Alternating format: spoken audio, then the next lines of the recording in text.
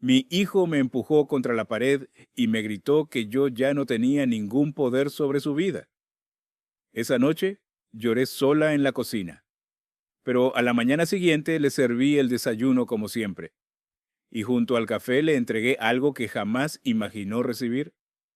Lo que más me dolió no fue el empujón, fue la forma en que me miró, como si yo fuera una desconocida, como si la mujer que lo había criado sola durante 20 años ya no significara nada para él.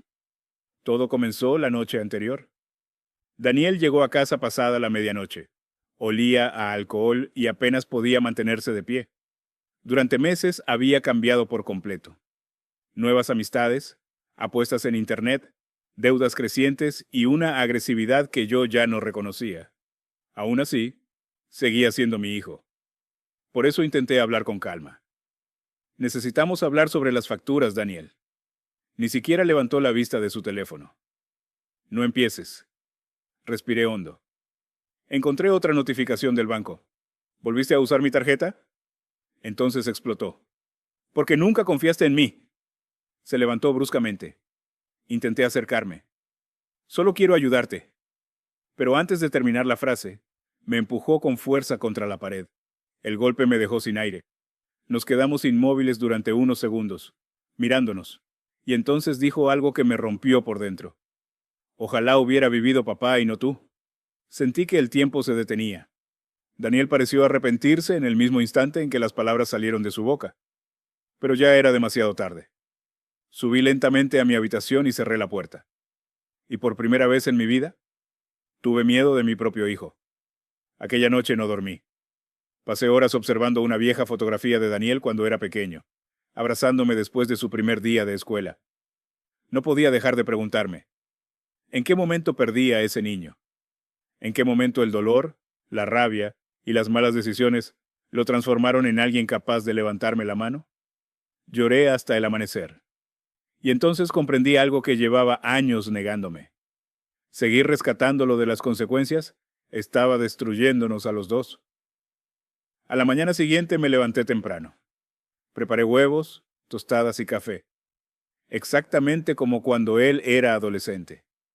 Cuando bajó a la cocina parecía confundido. Quizá esperaba una discusión, quizá esperaba gritos, pero encontró la mesa servida. ¿Mamá? Su voz temblaba. Le sonreí con serenidad.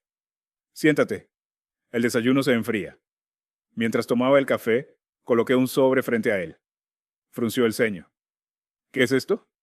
Ábrelo. Sus manos comenzaron a temblar. Dentro encontró una denuncia formal, documentos legales y una orden para abandonar mi casa en 30 días. Su rostro perdió el color. ¿Qué significa esto? Lo miré directamente a los ojos. Significa que ya no voy a salvarte de ti mismo. Daniel rompió a llorar.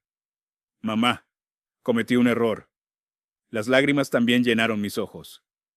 El error fue creer durante años que amarte significaba soportarlo todo. El silencio se volvió insoportable. Entonces preguntó con la voz rota, ¿de verdad me vas a echar? Respiré profundamente. No te estoy abandonando. Te estoy obligando a enfrentar en quién te has convertido. Verlo llorar casi destruyó mi decisión, porque no existe un dolor más grande que el de una madre viendo sufrir a su hijo. Pero entonces miré el moretón en mi brazo, y recordé el miedo de la noche anterior. Nadie merece vivir con miedo, ni siquiera por amor. Las semanas siguientes fueron terribles. Daniel se marchó lleno de rabia. Me llamó cruel. Me culpó de todos sus problemas.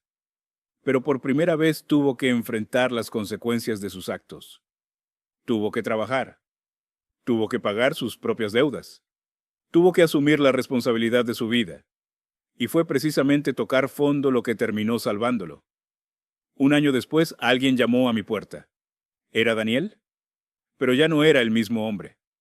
Se veía más maduro, más humilde, completamente sobrio. Cuando habló, sus ojos se llenaron de lágrimas. Gracias por no dejarme destruirte, ni destruirme a mí mismo. Y en ese instante entendí una verdad que nunca olvidaré. A veces amar a alguien no significa protegerlo de las consecuencias. A veces significa tener el valor de dejar que las enfrente, porque el amor de una madre puede ser infinito, pero jamás debe convertirse en una excusa para aceptar violencia, humillación o abuso. ¿Y tú? ¿Habrías hecho lo mismo en su lugar?